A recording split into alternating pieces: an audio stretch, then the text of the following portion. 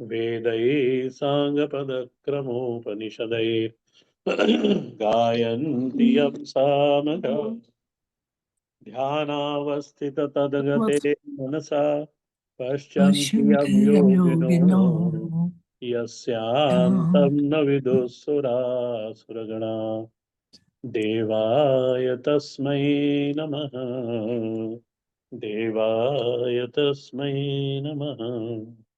समस्त जन कल्याणे निरतं करुणामयं नमामि चिन्मयं देवं सद्गुरुं ब्रह्मविद्वरम्।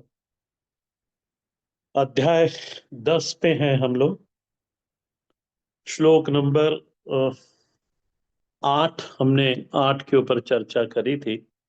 अहम सर्वस्य प्रभवः मत्तः सर्वं प्रवर्तते इति मत्वा भजन्ते मां बुधाः भाव समन्विताः। और उसके बाद 9th श्लोक भी हमने करा था। मच्चित्ता मद्गता प्राणा बोधयन्त परस्परम कथयन्तश्च मां नित्यं तुष्यन्ति च रमन्ति च। मैंने 8वां श्लोक क्यों उठाया? क्योंकि आपको स्मरण में होगा तो 8वें श्लोक का जो शब्द है भाव समन्विताः, ये भाव समन्विता की व्याख्या भगवान स्वयं 9वें श्लोक में करते हैं और इसको हमने बहुत अच्छे से समझा भी था। मच्चित्ता मद्गता प्राणा बोधयंत परस्परम कथयंतश्च माम नित्यम। ये इसको आप एक शब्द ले लेना। कहाँ से लोगे? तो बोधयंत परस्परम कथयंतश्च माम नित्यम। और इसके संदर्भ में जो दृष्टांत देखा था हमने, वो सुंदर कांड से हमने रामचरितमानस से मैंने आपको बताया था और कहा भी था कि आप पढ़ के रखिएगा। परस्परम कथयंतश्च माम नित्यम। और फलश्रुति भी यही थी कि नितुष्यन्ति च रमन्ति च। तब भाव समन्विता की परमात्मा ने स्वयं व्याख्या करी। मच्चित्ताः मद्गत प्राणाः बोधयन्त परस्परम कथयन्तश्च मां नित्यं तुष्यन्ति च रमन्ति च। हनुमान जी और विभीषण का परस्पर संवाद। दो भक्त मिलने के बाद चर्चा किसकी करते हैं? अपने प्रभु की ही करते हैं। और अंतिम अंतिम चौपाई इसकी कैसी थी? सुनहु विभीषण प्रभु के रीति। हनुमान जी भगवान के स्वभाव के बारे में बताते हैं। किसको? विभीषण जी को। करहि सदा सेवक पर प्रीति। ये पंक्ति मेरे को अच्छी लगती है, इसलिए ये पंक्ति मैं सुना रहा हूं। सुनहु विभीषण प्रभु के रीति, करहि सदा सेवक पर प्रीति। और फिर बातें तो बहुत सुरी सारी हुई दोनों के बीच में। और अंतिम पंक्ति में उन्होंने कहा, यही विधि कहत राम गुण ग्रामा, पावा अरन अनिर्वाच्य विश्राम। अनिर्वाच्य विश्राम को दोनों भक्त प्राप्त हुए। यही इस श्लोक का अर्थ है।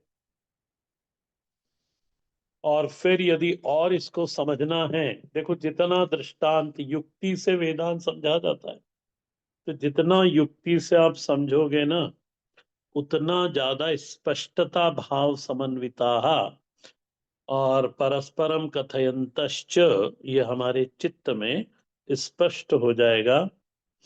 हनुमान जी ने जब सुंदरकांड में ही जब हनुमान जी ने सीता जी को देखा और बड़ी दुखी थी सीता जी, और त्रिजटा चली गई थी उनके पास से और अकेली बैठी थी श्री सीता जी। तब हनुमान जी ने सीता जी को बड़ा दुखी देखा। तब रामचंद्र गुण बरनै लागा। और ध्यान देना इस चौपाई पे, सुनत ही सीता कर दुख भागा। रामचंद्र गुण बैर बरनन लागा। कौन श्री हनुमान जी। और देखो भगवान की कथा का ये असर होता है हमारे जीवन पर। सुनत ही सीता कर दुख भागा। दुख भागा। दुख तो था, परंतु सुनने से वृत्ति तदाकार हो गई, भगवदाकार हो गई, रामाकार हो गई। ये और वो जो दुख था, क्योंकि परिस्थिति का दुख तो आया था, कर्मों के द्वारा आता है वो तो। दुख था, पर अब दुखी होने वाला कोई नहीं है वहां पर। प्रारब्ध तो है, पर प्रारब्ध भोगने वाला खत्म हो गया। वो कैसा हो गया, तो तदाकार हो गया, रामाकार वृत्ति हो गई उसके। तो दुखाकार वृत्ति छूट गई उस। यही होता है। परस्परम कथयन्तश्च माम नित्यम। हमारे महाराज जी सुनाते हैं, पूरी शंकराचार्य जी महाराज, उनके गुरु जी श्री पद्म ये करपात्री जी महाराज, वो रोज अपने शिष्यों से सुनते थे। अब ध्यान रखना, बोध तो था उनमें, कोई अज्ञान की निवृत्ति के लिए नहीं सुनते थे, बस तदाकार वृत्ति बनी रहे। हाँ? ऐसे जो भजनानंदी लोग हैं, तदाकार वृत्ति बनी रहे। नहीं तो महाराज वृत्तियों को आप देखा, एक थोड़ा सा उसको छोड़ा हमने मन को, फिर कहाँ कहाँ मन चला जाता है। और फिर मैंने आपको पढ़ाया था, वृत्ति अनुवृत्ति, बस उसमें ही घूमता रहता है। तो कहाँ था, मच्चित्ताः मद्गत प्राणाः बोधयन्त परस्परम कथयन्तिश्च रमन्ति च। भगवान कह रहे हैं ऐसे जो भजनानंदी लोग हैं, उनके आगे बढ़ते हम लोग, उनके लिए भगवान कहते हैं कि मैं उन्हें कुछ देता हूं। अर्जुन ने कहा होगा, महाराज क्या दोगे, सब तो दे दिया आपने। बोले नहीं नहीं अर्जुन, ऐसी एक महत्वपूर्ण वस्तु उसको देता हूं। 10वां श्लोक देखें। तेषां सतत युक्तानां भजतां प्रीतिपूर्वकं ददामि बुद्धियोगं तं येन मामुपयान्ति ते।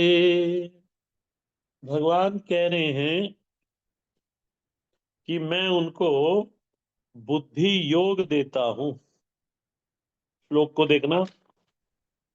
तेषां सतत युक्तानां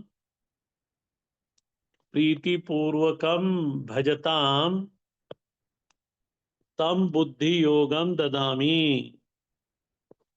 ये न, उस बुद्धि योग के द्वारा, ये न ते माम उपयांति, उस बुद्धि योग के द्वारा वो मेरे को प्राप्त कर लेते हैं। ये ये सबसे बहुमूल्य वस्तु है भगवान के द्वारा प्रदत्त भजनानंदी भक्तों के लिए।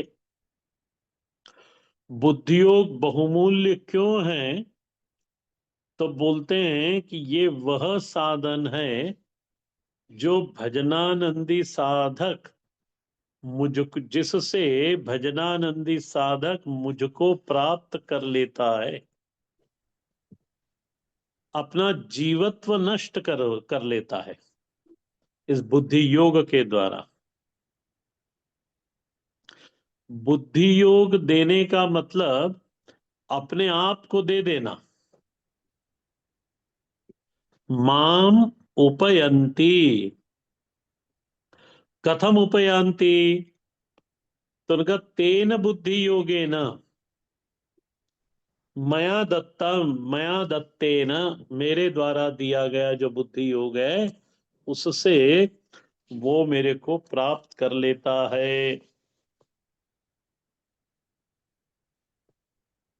श्रवण से प्रमा बनती है, मनन से शंका रहित होता है साधक, और निनिध्यासन से विपर्य रहित हो जाता है। ये इसके फलश्रुति है। अर्जुन ने कहा कि महाराज आप क्या देते हो, श्रवण से तो अज्ञान की निवृत्ति होके प्रमा बनती है। भगवान ने कहा ठीक है, और बोले साधक स्वयं सुने हुए पे मनन करता है तो शंका रहित हो जाता है, वो भी ठीक है। और साधक स्वयं प्रयत्न करके निनिध्यासन करके विपर्य रहित हो जाता है, विपरीत भावना खत्म हो जाती है उसकी परमात्मा के प्रति, जिसके भी प्रति उसने निनिध्यासन करा उसकी जो विपरीत भावना थी वो खत्म हो गई। फिर आप देते हैं बुद्धि योग, मने क्या? भगवान बोलते हैं मैं श्रवण का योग मैं देता हूं। देखो अब इसको ध्यान से, यहाँ ये इसका अर्थ है, मूल अर्थ तो ये है, बाकी ज्यादा अर्थ तो नहीं, पर हाँ अब ये अर्थ मूलार्थ है। भगवान कहते श्रवण का योग मैं बनाता हूं। श्रवण के सारे साधन, बाह्य साधन, भीतर के साधन, बोले ये अपने कराए होते नहीं। और ये हमारा अनुभव भी है, आपका भी होगा, कि मेरे कराए ये कुछ होता नहीं, ये हम जानते हैं। ये जानते हुए हम श्रवण करते हैं कि मेरे कराए ये होता नहीं। श्रवण व्यवस्था जो आई है ये परमात्मा की कृपा है हमारे ऊपर, उसी को श्रवण मिलता है। गोस्वामी जी कहते हैं ये गुण साधन ते नहीं होई, तुमरी कृपा पावा कोई कोई। ये बिल्कुल ठोस सच्चाई है। मनन मनन से शंका रहित होती है। विचार करो, मनन का सामर्थ कहां से आवेगा? श्रवण का तो समझ लिया कि ये व्यवस्था परमात्मा की दी है।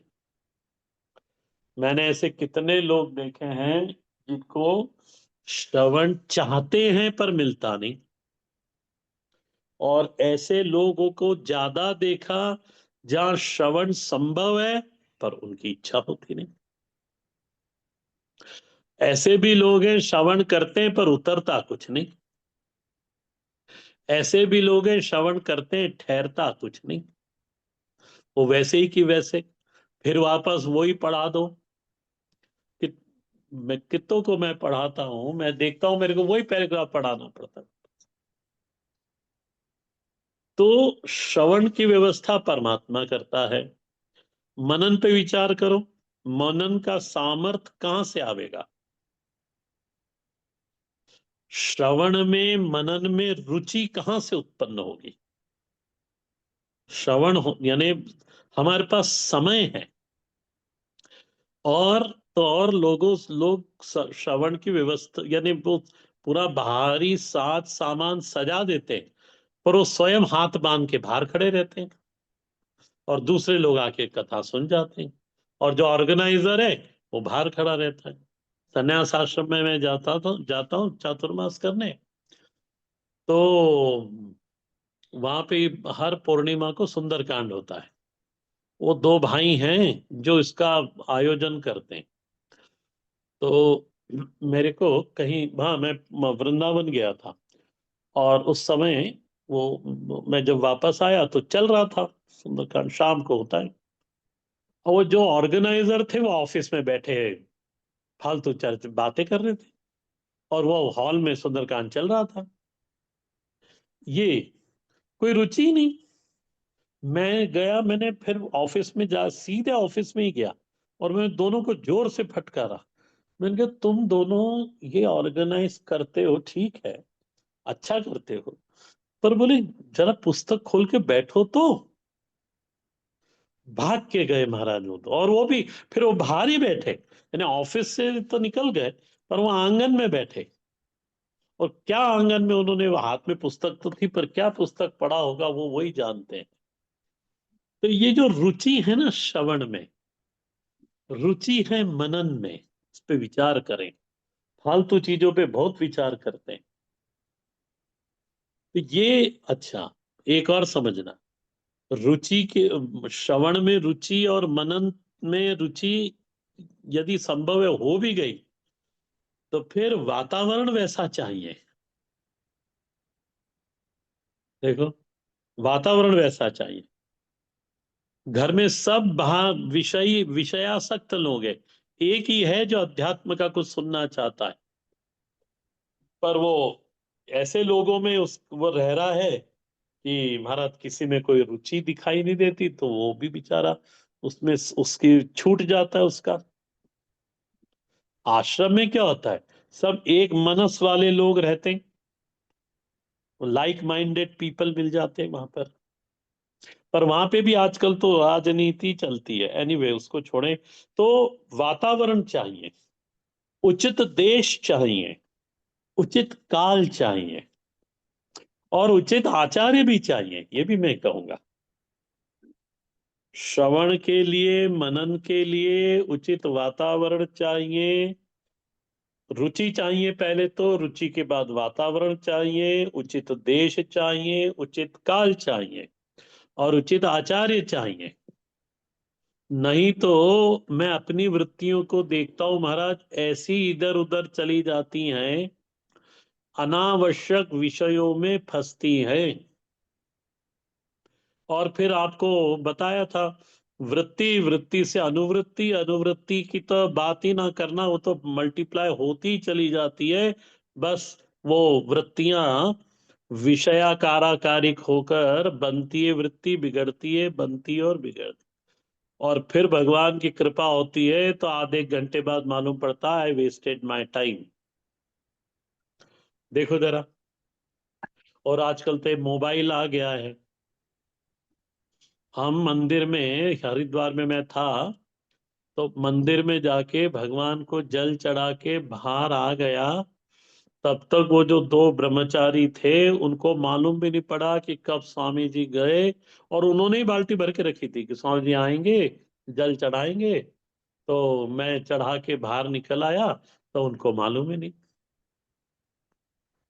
और मैं निकल के चला भी गया तो भी नहीं मालूम पड़ा उनको।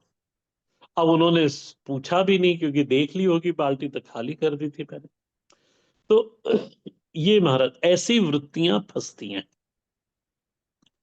मनन में ध्यान से सुनना, मनन मनन में बाह्य परिस्थिति की अपेक्षा रहती है। मनन की क्या बात करें, श्रवण में भी बाह्य परिस्थितियां जिम्मेदार होती हैं। श्रवण भी बाह्य परिस्थिति की अपेक्षा, एक सुंदर बाह्य परिस्थिति की अपेक्षा करता है। शरीर स्वस्थ रहे, परिस्थिति ठीक होनी चाहिए, तभी महाराज श्रवण घटता है, अन्यथा श्रवण नहीं घटता। हम लोग दर्शन पढ़ते थे, तो वहाँ दार्शनिक लोगों ने लिखा है पुरानी पुस्तकों में, ये जो दर्शन शास्त्र है ना, दर्शन जो विषय है, दर्शन फिलोसॉफी, बोले ये पेट भरों का विषय है। बड़ा स्पष्ट लिखा था वहां पे। ये पेट और वो बोलते भी थे स्वामी जी, ये पेट भरों का विषय है, माने क्या? माने जिसका पेट भरा हुआ है, जिसका इच्छाएं वगैरह, अब कोई अधूरापन कुछ है नहीं उसमें, अब उसके पास समय है और रुचि भी है, ऐसा व्यक्ति, समय भी है, रुचि भी है, व्यवस्था भी है।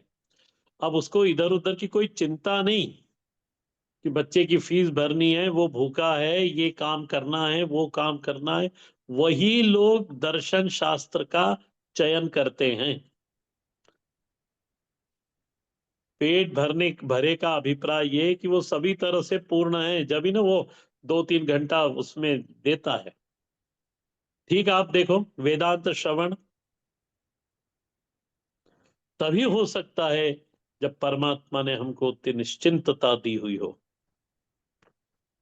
अन्यथा तो फिर परिवार और इसकी बाहर ही चिंताएं लगी रहती है, और श्रवण में मन लगता नहीं। आए तो थे वेदांत सुनने, पर महाराज वो तो विचार कोई दूसरा ही चल रहा था। आखिर में किताब पुस्तक बंद करके चले गए कि क्या, वो तो दिमाग तो वहां तो वही चल रहा था। एक पति थे, व्यक्ति हैं, उनको उनकी पत्नी ने कहा कहाँ जा रहे हो। ये सुबह आते थे 7 बजे क्लास में, मेरे पास नहीं, दिल्ली में। तो दिल्ली जो सुबह की क्लास होती, तो उन्होंने कहा वो गुरु जी आए हैं, प्रवचन सुनने जा रहे हैं। और कहा कि अच्छा ये लो थैली ले जाओ, भिंडी लेते आना आते आते। अब वो बेचारो, उन्होंने कहा स्वामी जी, तब मैं ब्रह्मचारी था और गुरु जी अद्वैत मकरन पढ़ा रहे थे। तो उन्होंने कहा स्वामी जी मेरा तो पूरा ध्यान भिंडी में था, कि भिंडी लेके जानी, कहीं भूल ना जाऊं। तो ये बाहर की परिस्थिति भी कुछ होती है, और हमें उसे ठीक रखना आना चाहिए। हमें क्या ठीक रखना आना चाहिए, वो ठीक रखने वाला परमात्मा है। बाह्य परिस्थिति का दृष्टांत यदि मैं आपको दूं, और इसलिए मैंने कहा था मानस साथ में रखना, तो आप देखो बालकांड दोहा नंबर 58 खोलो।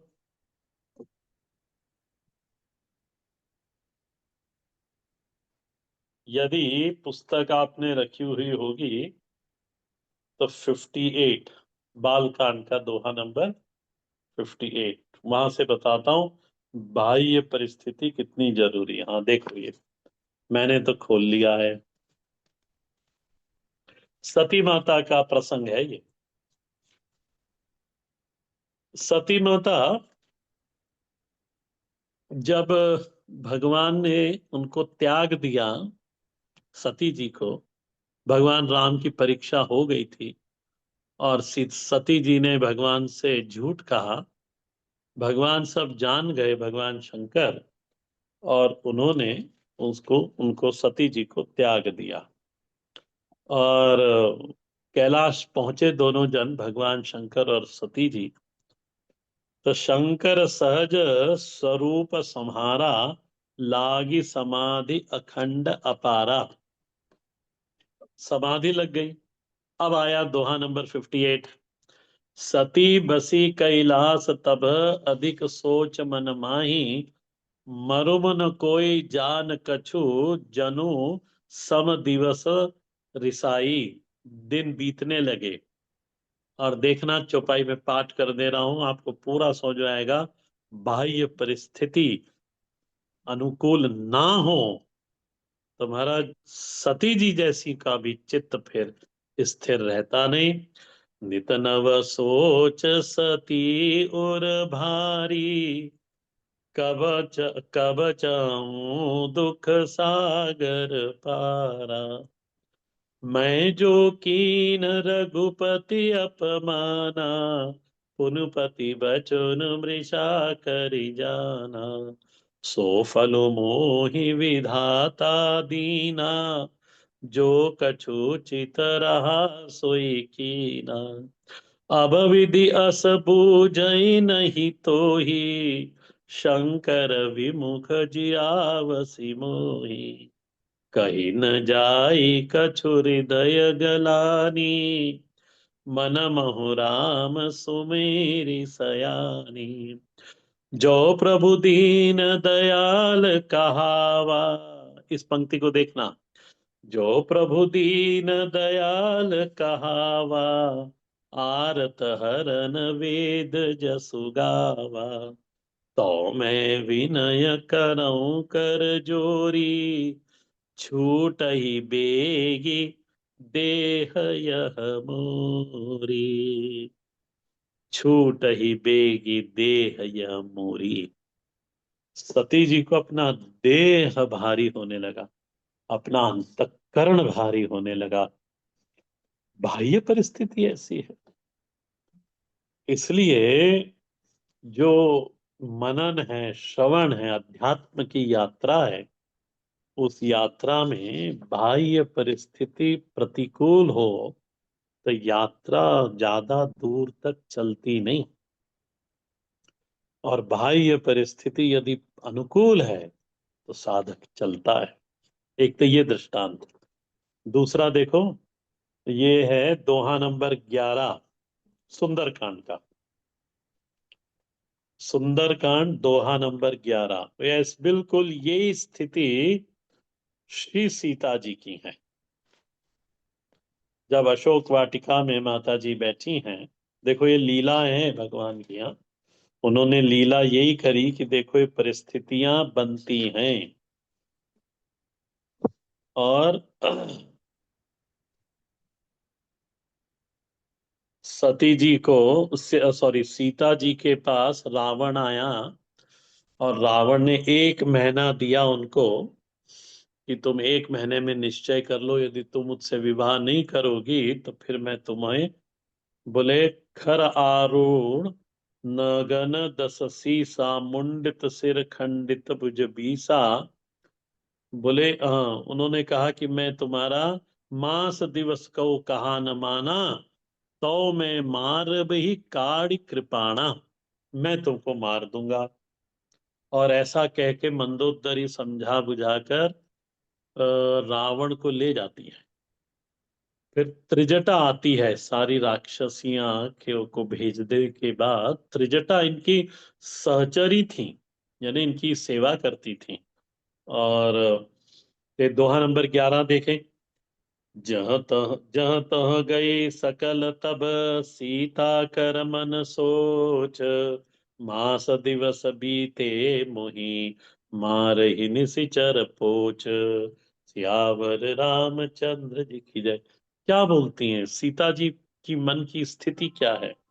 तो त्रिजटासन बोली कर जोरी, मातु विपति संगिनी तो मोरी, तजौ देह करु बेगी उपाई, दूस दूसह बिरहु अब नहीं सह जाई, आनि काठ रचऊ, आनि आनि काठ रचु सीता बनाए, चिता बनाई, मातु अनल पुनि देहि लगाई। फिर आगे की 2 पंक्ति छोड़कर मैं पाठ कर रहा हूं। निसी न अनल मिली सोनु सुकुमारी, ये त्रिजटा कह रही है। अस कही सो निज भवन सिधारी, त्रिजटा भी छोड़ के चली गई उनको।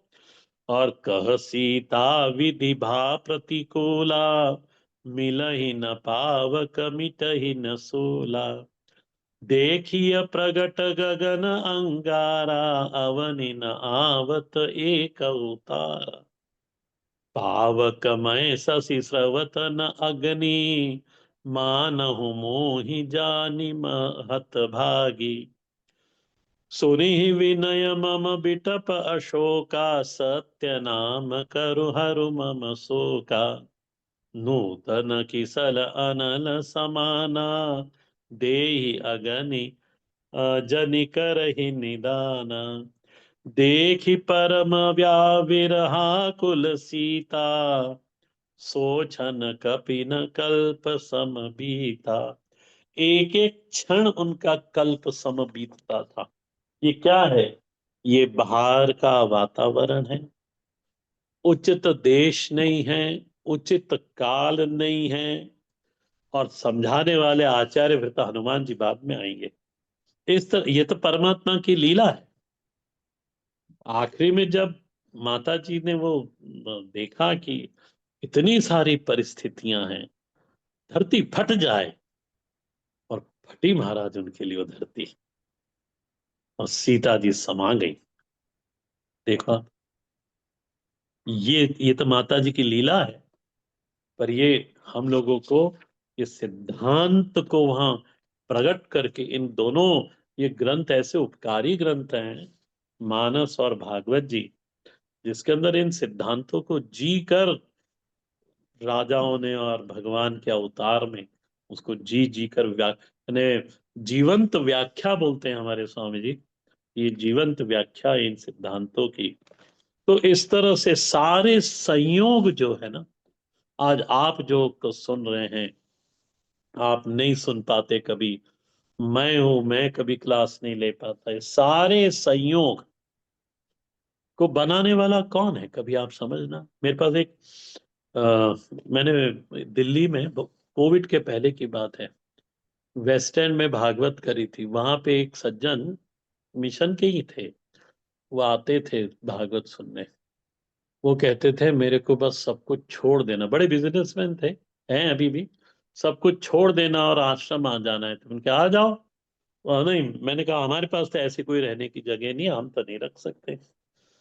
तो उन्होंने बहुत जगह गए, ये क्या बोलते हैं, ऋषिकेश में 1.5 महीने का कोर्स होता है वेदांत का, वहां पे भी गए, वहां से 3 दिन में वापस आ गए। सब कुछ करके फिर बहुत दिनों तक मेरी और उनके कोई संपर्क वो नहीं रहा। और अभी थोड़े दिन पहले उन्होंने ढूंढते ढूंढते वो यहाँ आए, और यहाँ पे भी आके बस जिस दिन आए उस दिन संडे रविवार को मैं क्लास लेता हूँ, रोने भी लगे, सब कुछ हुआ। पर वही 2-3 रविवार आए, फिर सब खत्म। तो ये संयोग, ये जो आप लोग भी सुन रहे हो ना, ये ठीक है, भगवान की बहुत कृपा है कि नहीं आप प्रत्यक्ष आ सकते तो जूम से तो सुन ही रहे। ये सारे संयोग परमात्मा बनाता। कोविड से जूम आ गया, और धीरे धीरे जूम हम लोग और आप लोग सब सीख गए। तो बिल्कुल 200% सत्य बात है कि तुम्हारी कृपा तुम ही रघुनंदन, जान ही भगत भगत उर चंदन, सोई जानी सोई जनाई, जेहु देव जनाई, और जानत तुम ही हो जाई। ये बिल्कुल 200% सच्ची है कि जिसको पर तुम कृपा करते हो, उसी का सारा ये बुद्धि योग श्रवण सफल होता है, उसी का मनन सफल होता है, उसी का निधिध्यासन सफल होता है। ये बिल्कुल ध्रुव सत्य है। मनुष्य महाराज ना समझी में बुद्धि का अभिमान कर लेता है। सच्चाई तो यह है कि ददामी अहम बुद्धि योगम, और ऐसे देते हैं भगवान बुद्धि योग कि खुद भी चले जाते हैं उनके पास, खुद को दे देते हैं। तेन बुद्धि योगेन माम उपयांति, यान्ति उपसमीपे। उपकार हुआ समीपे, यान्ति दे देना, मेरे अत्यंत समीप, मुझ में ही समा जाते हैं। मदभाव पत्ति हो जाती है, मद भावापत्ति हो जाती है। अर्जुन ने हाथ जोड़कर भगवान से पूछा कौन है ये लोग। भगवान क्या कहते हैं, ध्यान से देखना श्लोक को। अब वापस अपने श्लोक पे आ जाएं, मानस को प्रणाम करके। तेषाम सतत युक्ता नाम, सतत युक्त शब्द बोला। क्यों सतत युक्त शब्द बोला? तो ऊपर के श्लोक पे जाना, क्योंकि जब मिलते हैं तब परस्परम बोधयन्तः, जब बोलते हैं तब कथयन्तश्च माम नित्यम, उनका जीवन मद्गत प्राणाः, उनका चित्त मच्चित्ताः। जब जीवन में ऐसा कुछ बनने लगे, तब भगवान बोलते हैं सतत युक्त। कदाचित युक्त, कदाचित वियुक्त, ऐसा नहीं। कैसा? सतत युक्त। सतत युक्तानाम भजताम प्रीति पूर्वकम। इस पंक्ति पे ऐसा मैं कहूंगा, स्वामी जी पढ़ाते थे तो ऐसा ही कहते थे कि इस पंक्ति को प्रकाशित करने के लिए भगवान भाष्यकार ने बड़ा सुंदर भाष्य लिखा। मैं पाठ कर देता हूं। वो कहते हैं, उतना ही पाठ करता हूं। ददामी प्रेच्छामि बुद्धि योगम, बुद्धि सम्यक दर्शनम तत्व विषयम तेन योगो बुद्धि योग तम बुद्धि योगम येन बुद्धि योगान सम्यक दर्शन लक्षेण माम परमेश्वर आत्मभूतम आत्मत्वेन उपयांति। और उसके पहले, हाँ, उनका तेषाम सतत युक्तानाम नित्य युक्त नित्याभियुक्तानाम वृत्तिर सर्वबाह्य एषणाम निवृत्त सर्वबाह्य एषणाम भजताम सेवमानानाम किम, ये देखो इसको देखा, किम अर्थित्वादि कारणेन, बोले वो मेरी सेवा क्या कोई वस्तु इत्यादि प्राप्त करने के लिए करते हैं? न इति आह, आह, नहीं नहीं, बोले ऐसा नहीं। प्रीति पूर्वकम, प्रीति स्नेह तत्पूर्वकम माम भजन्ते इति अर्थः। इसको आगे वापस देखेंगे। तो मैं तो उतनी पंक्ति बताई आपको कि भगवान भाष्यकार इसको प्रकाशित कर दे। किम अर्थित्वादीनाम अर्थित्वादिना कारणेन, भगवान भाष्यकार आगे लिखते हैं, न इति आह, प्रीति पूर्वोत्तम, प्रीति स्नेह तत्पूर्वकम माम भजताम इति अर्थः। ददामि प्रयच्छामि बुद्धि योगम। हर हर महादेव।